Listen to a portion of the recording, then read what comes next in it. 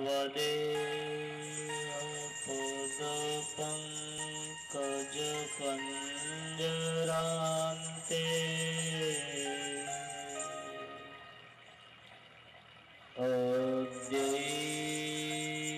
अद्यैव मे विशतु मां न शिराजहंस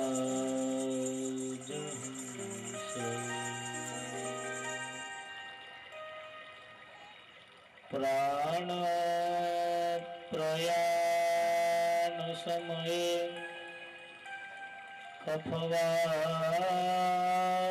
कफवातपित्तये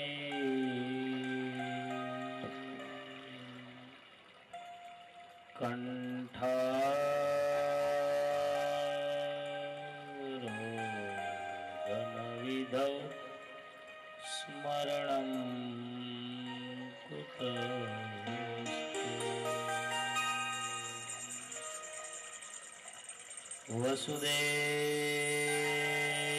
वसुदेवसुतं देवं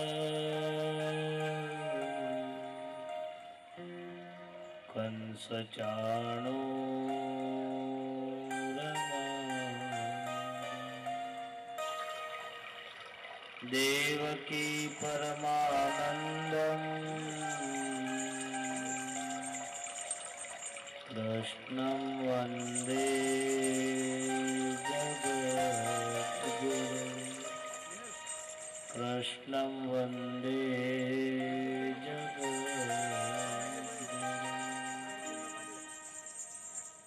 स्वामिनारायण स्वामिनारायण स्वामिनारायण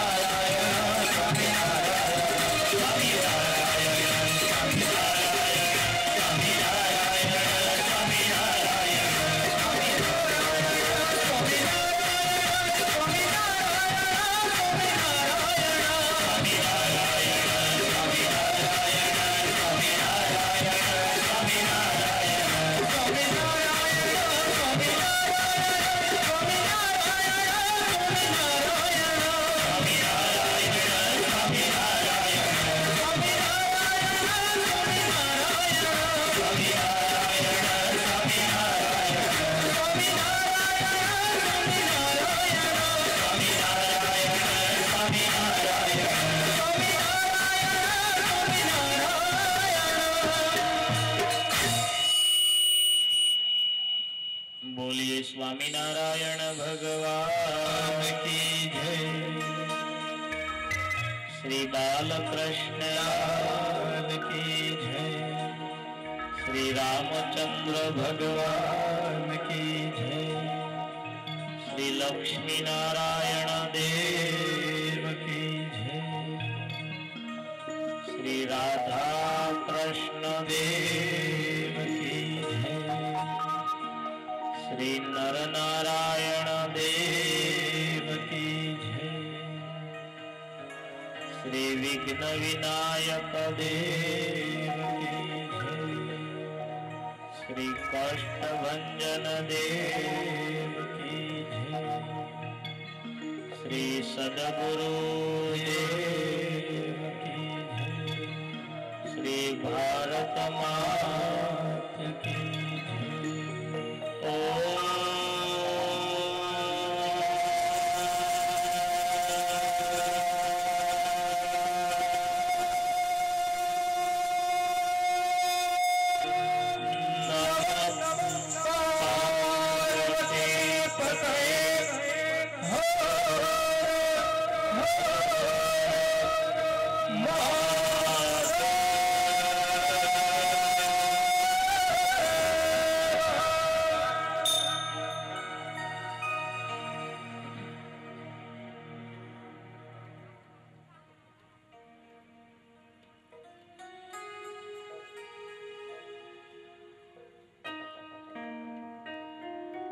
बिभ्रद्वेणुं जठरपटयो शृंगवेत्रै च कक्षे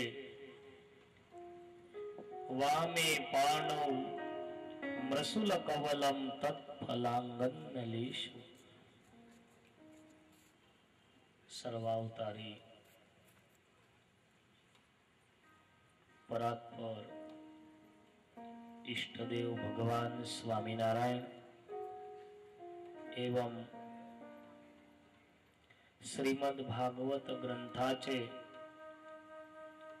अधिष्ठाता भगवान श्री राधाकृष्ण ज्यांच्या असीम कृपेने श्रीमद् भागवत सप्ताहाचा आज 6वा दिवस प्रथम सत्राच्या कथेकडे आपण पुढे जाऊ। भागवत ग्रंथाचे 12 स्कंद म्हणजे भगवंताचे 12 अवयव आहे। द्वादशांगो वै पुरुषः उपनिषद मध्ये मनुष्याचे 12 अंग सांगितलेले आहे। हे 12 अंग भगवंताचं शरीर आहे। भगवतः अयम इति भागवत म्हणूनच या ग्रंथाचं नाव भागवत पडलेलं आहे। त्यामध्ये पण दशम स्कंद हे भगवंताचं हृदय आहे। और दशम स्कंद में रास पंचाध्यायी म्हणजे भगवंताचे पंच प्राण आहे.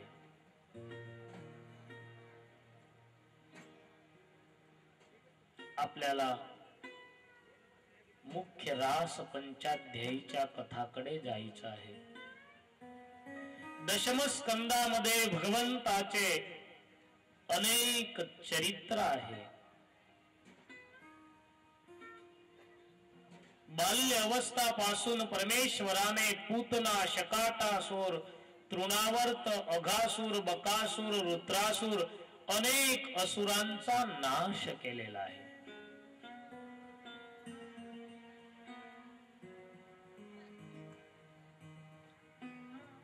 कन्हैया विचार करतो कि मामा माझ्यासाठी सर्व खेळणे पाठवतो,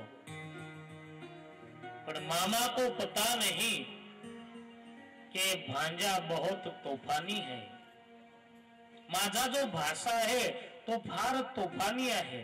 सर्वात आधी मामाने एक बाहुली पाठवली, एक ढिंगली भेजी, उसको भी भांजा ने तोड दी, पुतनाचा नाश केला. त्यानंतर मामानी गाढ पाठवलं, शकटासुराचा उद्धार केला. त्यानंतर मामानी भाषासाठी विमान पाठवलं तृणावर. पण कंस मामाला माहिती नव्हतं क्या भाषा फार तोफानी आहे. याच्या हातामध्ये कसंही तुम्ही खेळणं द्या, ते राहत नाही. सुखदेवजी महाराज परीक्षितजीला समजवतात,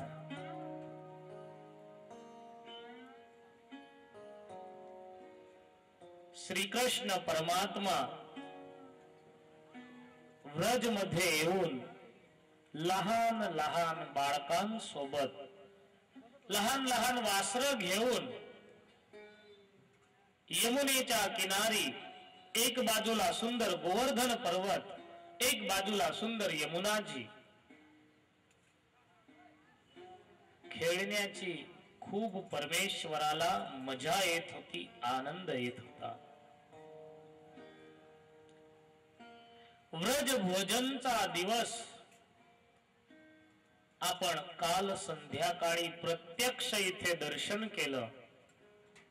श्रीकृष्ण परमात्मा एक एक मित्रांच्या मुखामध्ये स्वतःच्या हाताने ग्रास ठेवत होते. निष्कुळानंद स्वामी यांनी दशम स्कंदचा निचोड काढून आणि निष्कुळानंद काव्यामध्ये स्नेह गीताची रचना केलेली आहे.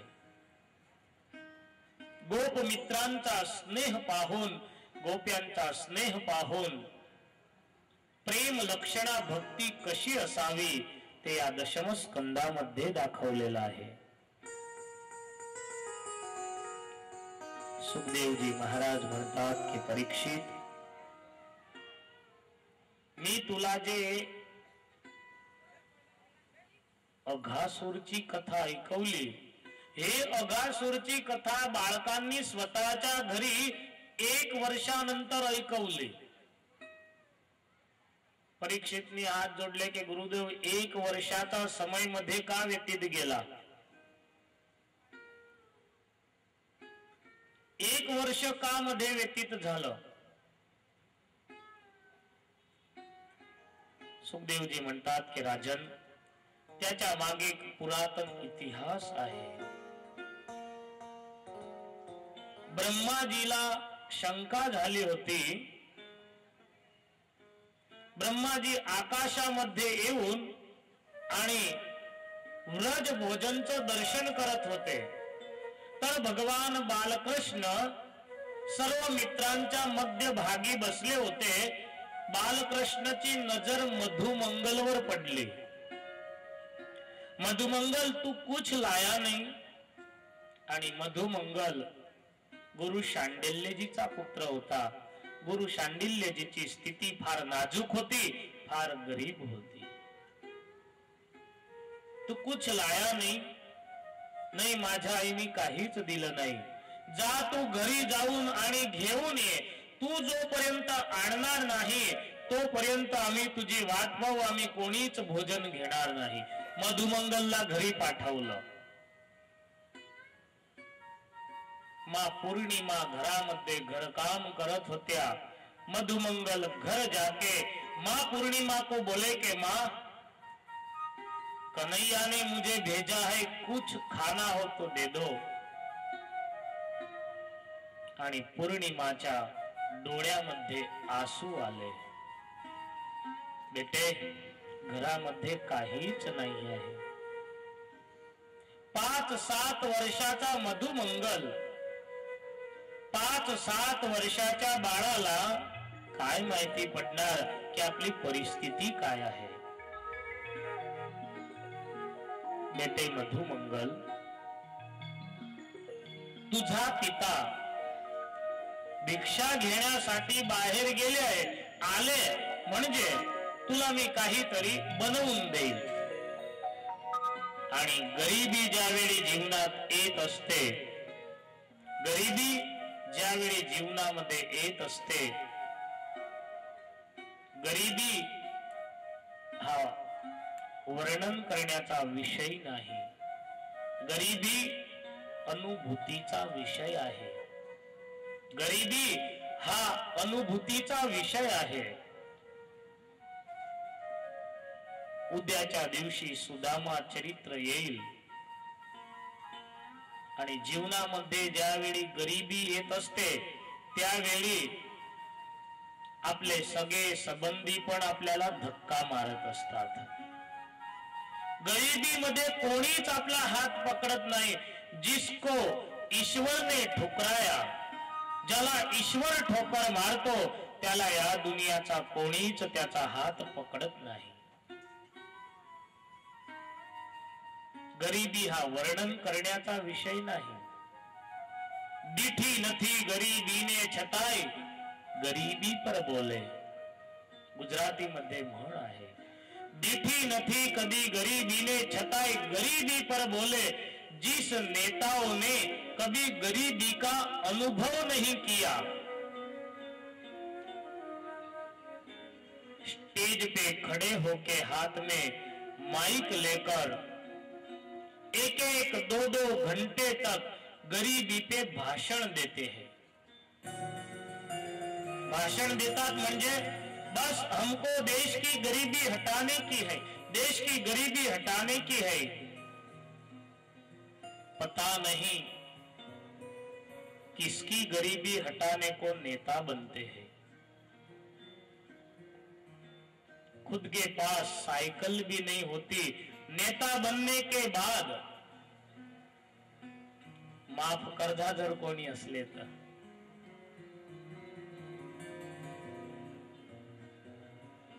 1996च्या चुटणीमध्ये टीव्ही वरती मी इंटरव्यू पाहिलं होतं. एक जापानचा पत्रकार त्यांनी आपल्या या भारत देशाच्या एक नेत्याचं इंटरव्यू घेतलं. जापानच्या पत्रकारांनी असं सांगितलं की आपके भारत देश में सबसे गरीब प्रांत बिहार है, सबसे गरीब प्रांत बिहार है. म्हणून बिहार मध्ये जास्त लुटपाट, जास्त गुंडागिरी आहे. गरिबीच्या कारणाने चोरी लुटपाट आहे. त्या पत्रकारांनी या नेत्याला प्रश्न केला की जर तुमचं हे बिहार 5 वर्षासाठी, बिहार जर 5 वर्षासाठी तुम्ही जापानला देऊन द्या तर बिहार जापान सारखं होऊन जाईल, गरीबी नाबूद हो जाएगी. उस नेता ने क्या जवाब दिया? बिहार को जापान बनाने में 5 साल लग जाएंगे. जाओ जापान के मुख्यमंत्री को बोलो कि फक्त 5 महीने तक जापान हमको दे दो, नहीं बिहार बना दिया तो मैं भी लालू प्रसाद नहीं.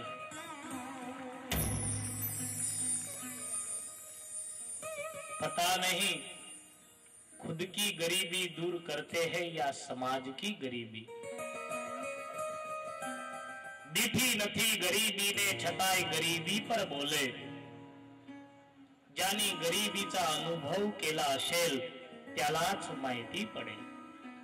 आज मधुमंगल रुदन करत करत मां पौर्णिमा जवळ मागणी करतो, पण घरामध्ये काहीच नव्हतं। तेवढ्यामध्ये शांडिल्यजी आले। पौर्णिमाजी शांडिल्यजीला म्हणू लागल्या, भिक्षामध्ये काय मिळालं? शांडिल्यजी खाली हाताने परत आले होते। सुदामा ज्या दिवशी पोरबंदरच्या बाजारमध्ये भीक मागायला निघत होता, हे मधुमंगलची कथा अशासाठी मी घेतली आहे की आपल्या जीवनामधून जर दरिद्रता आणि गरिबी नाबूद करायची असली तर मधुमंगलची कथा कान खोलून ऐकून घ्या। ये मधुमंगल की कथा गरीबी और दरिद्रता को नाबूद कर देंगी। सुदामा ज्यावेळी हातामध्ये भिक्षा पात्र घेऊन आणि भीक मागायला जात होता, घराच्या समोर उभा राहून सच्चिदानंद हरे भिक्षाम देहि असं बोलायचा। घरामधून आवाज यायचा, सुदामा, ओ सुदामा, तुला शरम येत नाही? अरे जर पत्नी आणि पुत्रांचं भरण पोषण करण्याची तुझ्यामध्ये शक्ती नव्हती, ताकद नव्हती तर लग्न कशाला केलं? साधू होऊन गेला असता, संन्यासी होऊन गेला असता। शर्म आनी चाहिए सुदामा आपको, युवान होके भीक माग रहा है। प्रारब्ध ज्यावेळी आपल्याला धक्का मारेल, आज गुरु शांडिल्यजी खाली हाताने परत आले। मधुमंगल रोने लगा। मधुमंगल म्हणू लागला, आई लवकर कर, लवकर कर, जोपर्यंत मी जाणार नाही तोपर्यंत कन्हैया भोजन घेणार नाही। आणि घरामध्ये 8-10 दिवस जुनं ताक पडलेलं होतं। ते ताक घेऊन आणि पौर्णिमा म्हणते, बेटे ले जाओ। मधुमंगल म्हणू लागला की आई, या ताकाची तू कढी बनवून दे तर मी कढी घेऊन जातो। जिसके घर में अन्न का दाना न था, ज्वारीचा गव्हाचा दाणा नव्हता, तिच्या घरामध्ये कढी बनवण्यासाठी तूप कुठून येईल, राई कुठून येईल? पण पुत्राला संतोष होईल म्हणून चुला पेटवला, चुल्यावर एक बघुणी ठेवली। बघुणीमध्ये टाकण्यासाठी तेल के तूप नव्हतं। ताक घेतलं आणि बघुणीमध्ये बरोबर बघुणीला गरम होऊ दिले। गरम झाले आणि त्यामध्ये पौर्णिमाचे आसू पडले। मां पौर्णिमाचे आसू पडले की ईश्वर आज माझ्याजवळ मागत आहे। ईश्वर आज माझ्याजवळ दोघं हातांनी मागायला आलेला आहे, माझ्याजवळ देण्यासाठी काहीच नाही। जोपर्यंत आपल्या जवळ आहे तोपर्यंत देण्याची दानत ठेवायची। एक वेळ आपल्या हातामधून निघून गेल्यानंतर आपल्याला असं होतं की अरे असं सुंदर सत्कार्य होत आहे, चला तिथे आपण दान देऊ। मंदिर होत आहे तिथे आपण दान देऊ। म्हातारपणामध्ये आपल्याला इच्छा होते, नंतर साधू जवळ नेऊन आणि म्हणतात की मला दान तर द्यायचं आहे पण माझे मुलं ऐकत नाही। जब तक तेरे हाथ में था, जब तक तेरे हाथ में था तब तक कितना दान किया। पौर्णिमाच्या डोळ्यांमधून आसू पडले. बरोबर तपेली गरम झाली. पौर्णिमाने ते ताक तपेलीमध्ये टाकलं. गरम झाल्यामुळे छुम असा आवाज आला. आवाज ऐकताच मधुमंगल को ऐसा लगा. मधुमंगलला असं वाटलं की आईनी फोडणी दिली. हे ताक गरम झालं. एक पात्रामध्ये घेऊन आणि मधुमंगल वनामध्ये जाऊ लागला. जिथे कदंबच्या झाडाखाली कृष्ण बसले होते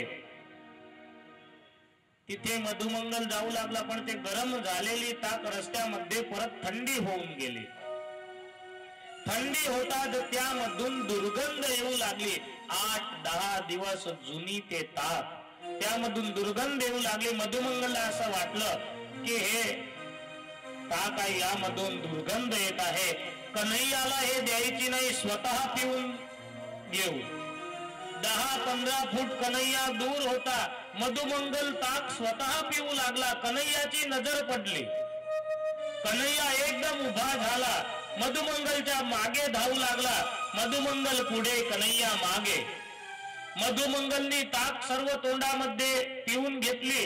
तोंडामध्ये ताक भरली होती. कन्हैया जवळ जाऊन गालावर जोरात बुक्का मारला. मधुमंगल के मुख में से निकली हुई छास, त्याच्या तोंडामधून जे ताकाची धार उडाली ते कन्हैयाच्या मुखामध्ये पडली. कन्हैयाने मनामध्ये विचार केला की मधुमंगल, हे ताक माझ्यासाठी पाठवली आहे. जोपर्यंत तुझ्या घरचा अन्नचा दाणा माझ्या पोटात जाणार नाही तोपर्यंत तुझी गरिबी नाबूद होणार नाही. गरिबी आणि दरिद्रता जर नाबूद करायची असली तर भगवंताला रोज नैवेद्य धरावा. भगवंताच्या उदरामध्ये जर आपल्या घराचा दाणा गेला तर भगवंतासोबत समग्र जगत तृप्त होईल. आइए, स्वामीनारायण संप्रदाय का लहानसा एक इतिहास. माणावदर जवळ नेसडा गाव आहे. गुजरात मध्ये माणावदर जवळ नेसडा गाव आहे. तिथे चारणबाई भक्त राहत होत्या. परिस्थिती फार नाजूक होती, गरीब होती. रोज इच्छा करायची की भगवान सहजानंद स्वामी माझ्या घरी येतील, भगवान सहजानंद स्वामी माझ्या घरी येतील. एके वेळी स्वामीनारायण भगवान माणावदर वरून नेसडा गेले. चारणबाईच्या घरी गेले. चारणबाई आनंदित झाल्या, नाचू लागल्या, कुदू लागल्या. भगवंताला आसन दिलं. भगवान चारणबाईला म्हणतात की मुझे भूक लगी है, कुछ खाने को दे. चारणबाईने हातामध्ये पात्र घेतलं आणि घराच्या बाहेर निघू लागल्या. भगवान विचारतात कुठे जायचं आहे? प्रभू, तुमच्यासाठी भोजन बनवण्यासाठी बाजूच्या घरामधून मी पीठ घेऊन येते, भाजी घेऊन येते. भगवान स्वामीनारायण म्हणतात की आम्हाला तुझ्या घरचं खायचं आहे. आज आपकी गरीबी दरिद्रता नाबूद करने की है. आज तुझ्या घरचं खायचं आहे. अरे बाजूच्या घरामध्ये तर मी पण जाऊ शकत होता. जोपर्यंत तुझ्या घरचा दाणा माझ्या उदरामध्ये जाणार नाही तोपर्यंत तुझी गरिबी दूर होणार नाही. तुझी गरिबी दूर करण्यासाठी तुझ्या घरचा अन्नचा दाणा मला खायचा आहे. आणि चारणबाईच्या घरामध्ये अनेक वर्ष जुनी जिवारी पडली होती. 2 मुठी जिवारी काढले. जिवारीमध्ये एक पण दाणा असा न होता की तो दाणा सडलेला नसेल. एक दाणा सडलेला होता. चारणबाईंनी पाण्यामध्ये ते जिवारी टाकली, एक एक दाणा पाण्याने धुतला, साफ केला, चुल्यावर गरम पाणी ठेवलं, ती जिवारी गरम पाण्यामध्ये टाकली आणि त्यामध्ये फक्त मिठू टाकलं, तो कटोरा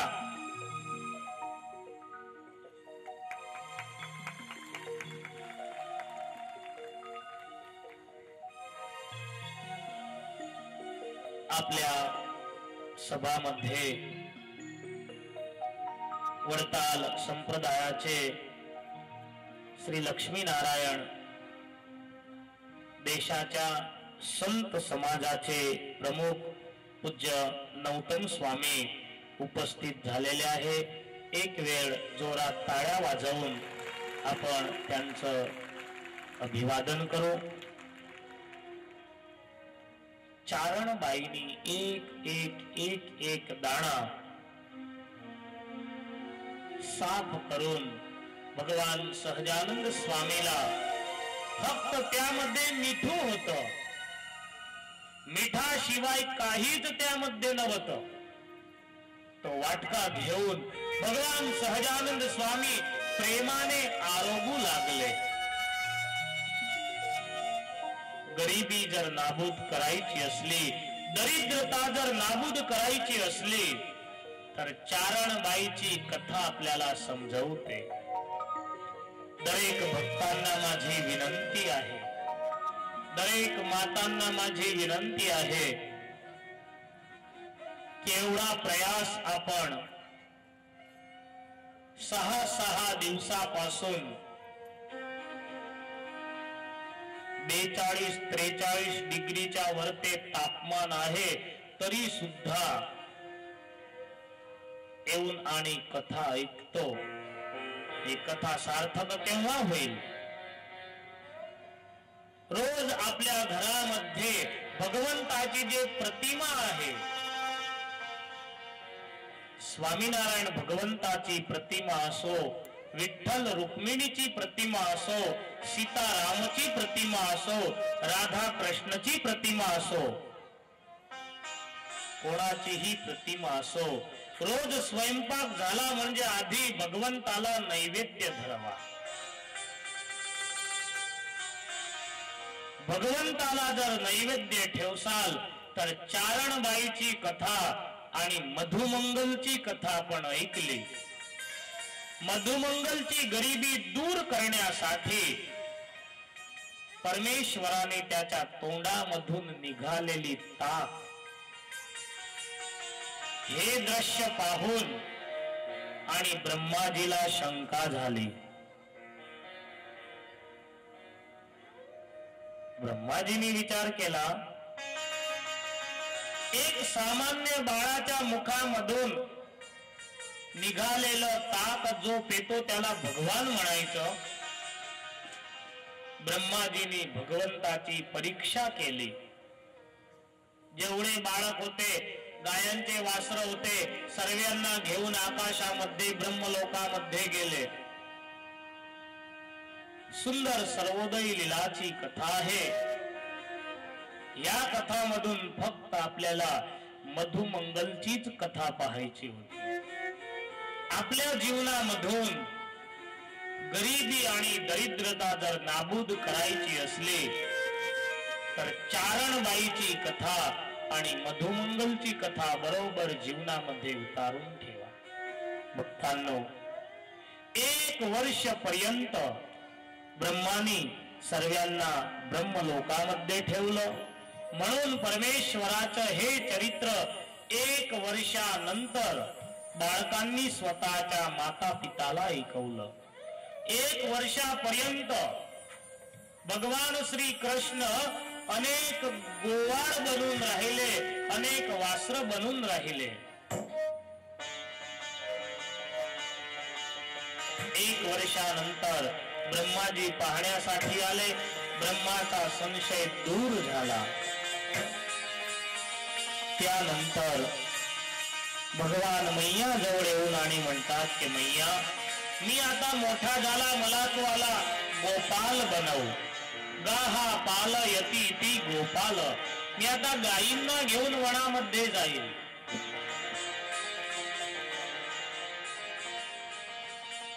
मैया म्हणते बेटा तू अजून लहान आहे. कार्तक सुदी अष्टमीच्या दिवशी कन्हैयाने आग्रह केला. मैयाने कन्हैयाला कार्तक सुदी अष्टमीच्या दिवशी गोपाल बनवलेला आहे, ज्याला आपण गोपाष्टमी म्हणतो. मैयाने सुंदर बूट आणले. कन्हैयाला सांगितलंय बूट घाल. कन्हैयाने इन्कार केला. 4 वस्तूचा कन्हैयाने इन्कार केलेला आहे. जोपर्यंत व्रजवासींसोबत राहिले तोपर्यंत कन्हैयाने शिवलेले कपडे घातलेले नाही. एक पितांबर घालायचे आणि दुसरं पितांबर खांद्यावर टाकायचे. जोपर्यंत व्रजवासी सोबत आहे 2 नंबर हातामध्ये शस्त्र घेतलेलं नाही. पूतना, शकटासुर, अघासुर, बकासुर, रुद्रासुर अनेक असुरांचा नाश केला, पण हातामध्ये शस्त्र घेतलेलं नाही. 3रा नंबर डोक्यावरचे केश उतरवलेले नाही. आणि 4था पायामध्ये काही घातलेलं नाही. म्हणून व्रजच्या भूमीचा महिमा आहे, मातीचा महिमा आहे. आपण ते कथा पाहून गेलो. सुखदेवजी महाराज म्हणतात की परीक्षित, एक वेळी गायी चारताना एक मनुष्य येऊन आणि बासुरी वाजवत होता. कन्हैयाने त्याच्याजवळून बासुरी मागली. बासुरी सुंदर परमेश्वराने वाजवली. मैया जवळ येऊन मैयाला कन्हैया म्हणू लागले की मैया मैया मुझे सुंदर एक बंसी बना दो. मैयाने सुंदर कन्हैयाला एक बासुरी बनवून दिली. आणि कन्हैयाने बासुरीच्या शब्दाने, बासुरीच्या नादाने, बासुरी शब्दाची कमाल आपण रास पंचाध्यायी मध्ये पाहू. या बासुरीमध्ये शब्द ज्यावेळी भगवान टाकत होते, प्राण ज्यावेळी पुरत होते, त्यावेळी त्रिलोकीची काय दशा होत होती आपण रास पंचाध्यायी मध्ये पाहू. त्यानंतर 1 अध्यायामध्ये धेनुकासुर वधाची कथा आहे. धेनुकासुर हा प्रल्हादच्या वंशामध्ये होता, म्हणून भगवान याला मारत नाही. बलराम भैयाच्या हाताने याचा वध होतो. 2 अध्यायांमध्ये कालीय दमनची कथा आहे. परमेश्वराने जळ, स्थळ आणि फळ हे सार्वजनिक असतं, यावर कोणाचा अधिकार नसतो. यमुनेच्या दऱ्यामध्ये कालीय नाग राहत होता. परमेश्वराने कालीयचं दमन केलं. आतापर्यंत अनेक असुरांना भगवंताने मृत्यूदंड दिलेला आहे. कालीयला भगवान का मारत नाही? परमेश्वर कालीयला का मारत नाही? अनेक अर्थ दाखवले. कालीय एक तर यमुनेच्या उदरामध्ये राहत होता. यमुनाचं दुसरं नाव कृष्णा आहे. कृष्णाची पत्नीचं नाव कृष्णा असतं. एक नात्याने यमुना कृष्णाची पत्नी होती. पत्नीच्या उदरापासून ज्याचा जन्म असतो तो स्वतःचा पुत्र बाळक असतो. आणि पुत्र जर उद्धट असला तर बाप त्याला दंड देतो, मृत्यूदंड देत नाही. या कालीय मधून भगवंतानी विष काढून टाकलं. विष रूपी विषय काढून टाकले. पुत्र जर उद्धट झाला तर त्याच्यामधून शब्द, स्पर्श, रूप, रस, गंध हे जे 5 विषय आहे, याला जो अविवेकाने भोगवतो त्यालाच व्यभिचारी म्हटलेला आहे.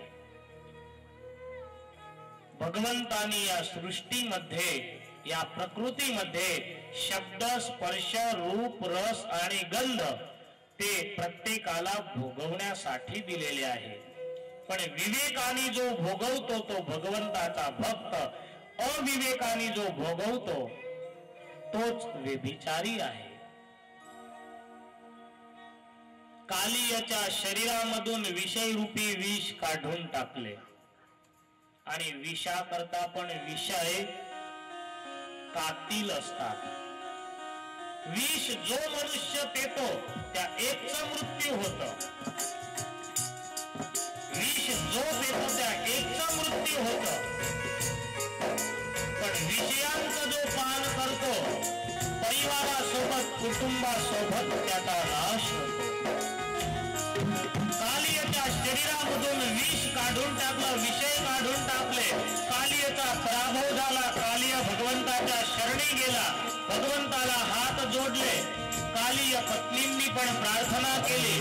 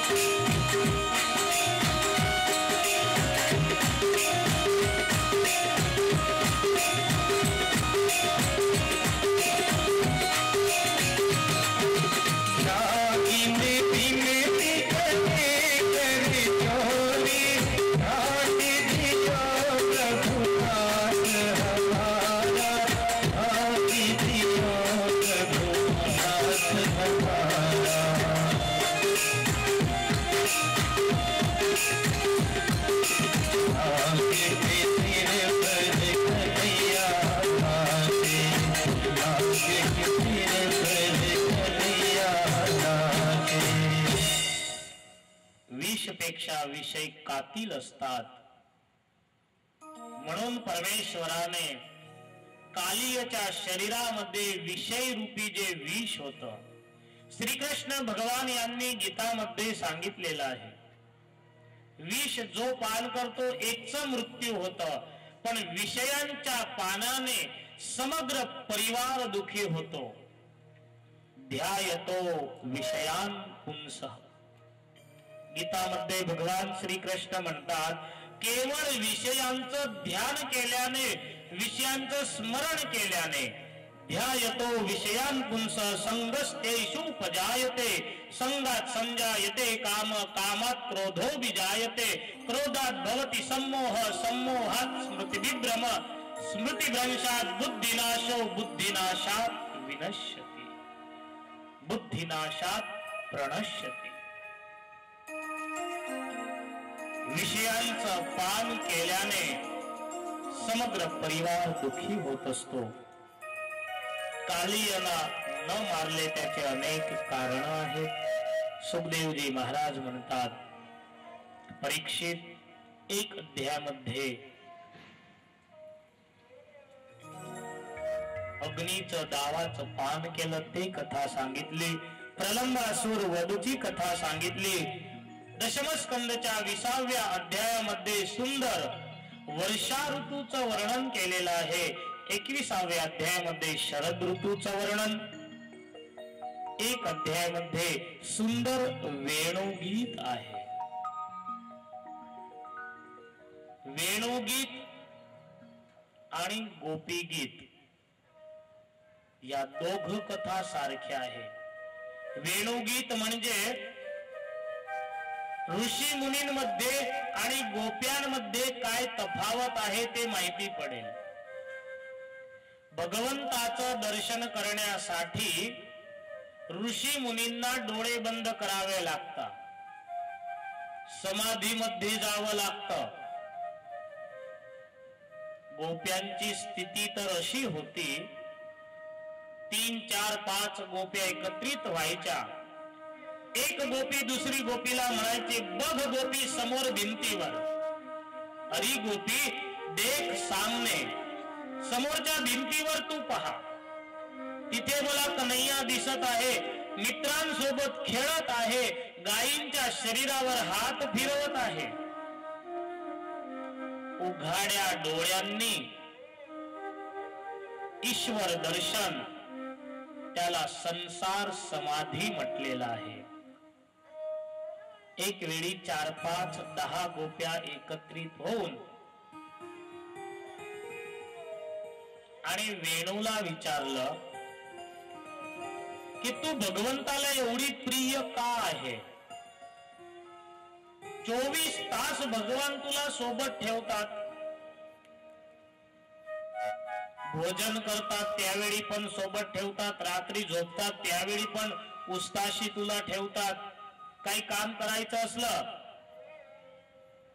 तर कमरेमध्ये तुला खोसून घेतात. वेणू तुझ्यामध्ये काय असं तप आहे की तू 24 तास भगवंताच्या सोबत राहते? वेणूने सुंदर जवाब दिया, माझ्यामध्ये सर्वात मोठा गुण तो आहे की जेवढं भगवान मला बोलायचं सांगतात तेवढंच मी बोलते. मी जास्त माझं शहाणपण करत नाही, माझं शहाणपण मी करत नाही.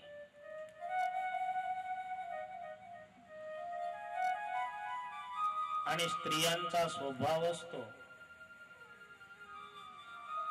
समाचार पत्रापेक्षा पण जास्त वेगाने जर गोष्ट फैलवायची असली, स्त्रीला फक्त एवढंच सांगायचं की हे गोष्ट तू कोणाला सांगू नको, कोणाला सांगू नको हा मंत्र दिला म्हणजे ते गोष्ट सकाळपासून संध्याकाळपर्यंत संपूर्ण गावामध्ये प्रसरून जाते. ते दुसरीला सांगते की कोणाला सांगायचं नाही, तिसरीला ते सांगते हे गोष्ट कोणाला सांगायचं नाही. कोणाला सांगायचं नाही हा जो मंत्र आहे तो आतापासून नाही, पूर्वीपासून, युगांपासून चालू आहे.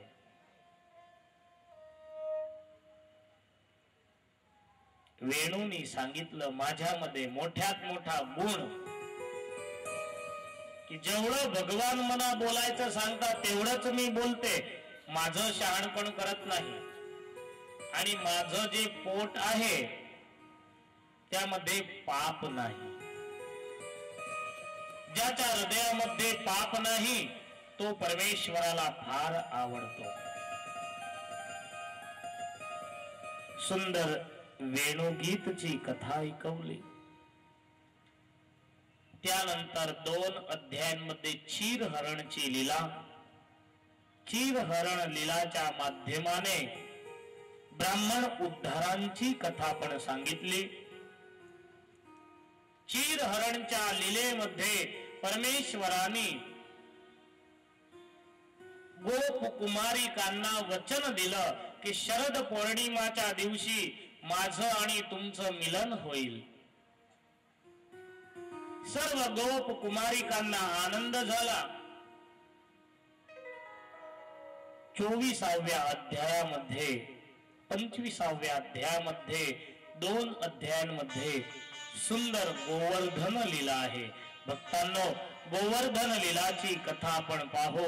त्यापूर्वी थोड्या समयासाठी 2 मिनिटासाठी भगवंताचं नामस्मरण, त्यानंतर गोवर्धन लीला आणि रासलीला.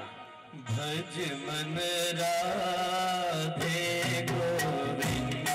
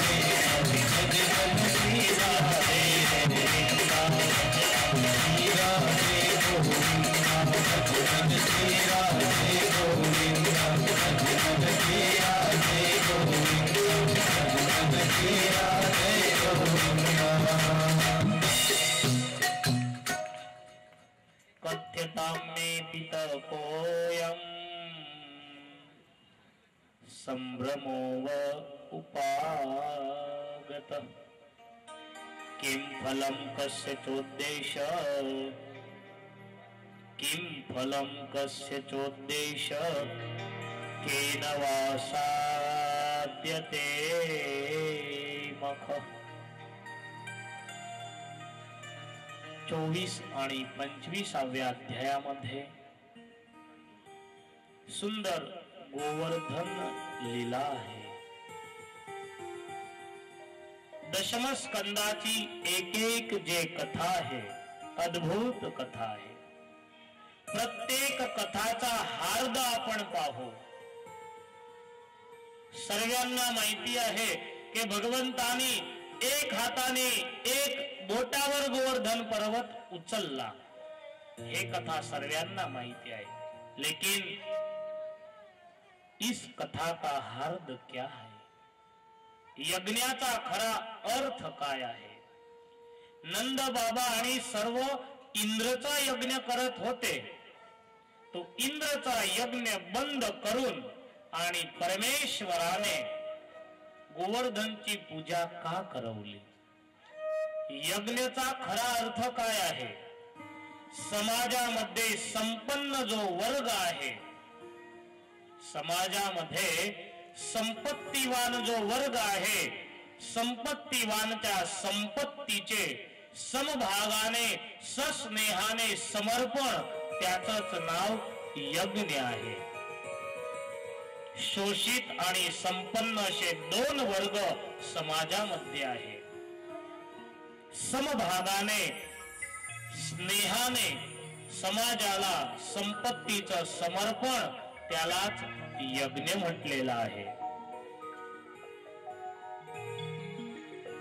एकला भुकेला मारून आणि भगवंताला प्रसन्न करण्यासाठी जाईल तर भगवान केव्हाच प्रसन्न होणार नाही. अद्भुत गोवर्धन चरित्राची कथा आहे. इंद्राचा अभिमान दूर करण्यासाठी, इंद्रला अभिमान झाला होता की मी पाऊस टाकेल तरच लोकांचं भरण पोषण होतं. ते अभिमान दूर करण्यासाठी भगवंताने गोवर्धन भगवानची पूजा करवली. इंद्रला क्रोध आला. 7 दिवसापर्यंत मुसळधार वर्षा पाऊस पडला. सर्वांची भगवंताने गोवर्धन पर्वत धारण करून आणि रक्षा केली. सुखदेवजी महाराज म्हणतात गोवर्धन चरित्रानंतर सर्वांच्या मनामध्ये शंका झाली की हा कन्हैया खरोखर यशोदाचा मुलगा असेल. सर्व व्रजवासी गोळा होऊन आणि यशोदा जवळ आले. यशोदाजीला प्रश्न केला की यशोदे खरं सांग, हा कन्हैया तुझा मुलगा आहे? अरे याच्यामध्ये केवढी ताकद आहे. आजपर्यंत हजारो असुरांना यांनी मारलं. पुतना, शकटासूर, अगासूर, बकासूर, रुद्रासूर, तृणावर किती असुरांना यांनी नाश केला. कालियचं दमन केलं. शेवटी गोवर्धन पर्वताला एक बोटावर धारण केलं. कालच्या कथामध्ये मी सांगितलं होतं आपली संस्कृती होती, आपण गायींची सेवा करत होते. आजचा युवान कुत्र्यांची आणि मांजरची सेवा करतो, 25 किलो पण उचलू शकत नाही. कालच्या कथामध्ये आपण ऐकलं होतं आपले पूर्वज ऋषी परंपरा होती गायींची सेवा करायची. कन्हैयाने एकट्याने गोवर्धन पर्वत धारण केला. एवढी शक्ती त्याच्यामध्ये कुठून आली? सर्वांनी यशोदाला सवाल केला, खरं सांग, हा तुझाच पुत्र आहे की तू कुठून देवपुत्राला घेऊन आली आहे? यशोदा मैया एकदम शर्मिंद्या झाल्या. घरामधून डोळे चोळत चोळत कन्हैया बाहेर निघाला. मैया मैया क्या कलबल हो रही है? काही नाही बेटा, हे सर्व मला प्रश्न करत आहे, हे सर्व मला विचारत आहे की कन्हैया तुझाच मुलगा आहे की तू दुसऱ्याचा कोणाचा घेऊन आली आहे? सर्वांनी सवाल केला की मैया, जर हा तुझा मुलगा असता तर मैया तू तर फार गोरी आहे, नंदबाबा गोरी आहे, तू गोरी आहे, त्या कन्हैया काळा का झाला? आणि कन्हैया जसे समोर प्रश्न करणारे असायचे तसे उत्तर द्यायचा. एक वेळी दुर्योधनाने विचारलं की कन्हैया, हे द्वारकेश, तुझे माबाप गोरे, तू काळा का झाला? द्वारकाधीशने जबाब दिला की कौरवांचा काळ बनून मी आला, कौरवांचा काळ बनून आला म्हणून मी काळा झालो. जसा प्रश्न तसा जबाब. संत महात्मांनी विचारलं. द्वारकाधीशने जबाब दिला की आता पुढे थोड्या समयामध्ये कलियुग येणार आहे आणि कलियुगामध्ये क्लेश, कंकास, झगडे वाढतील. झगडे वाढले, झगडे झाले म्हणजे मनुष्य न्याय घ्यायला कुठे जातो? कोर्टामध्ये, न्यायाधीश जवळ. न्यायाधीशचे कपडे कसे असतात? वारंवार जर मला काळा कोट घालायचा आणि काढायचा, घालायचा आणि काढायचा, त्यापेक्षा मीच काळा होऊन जातो.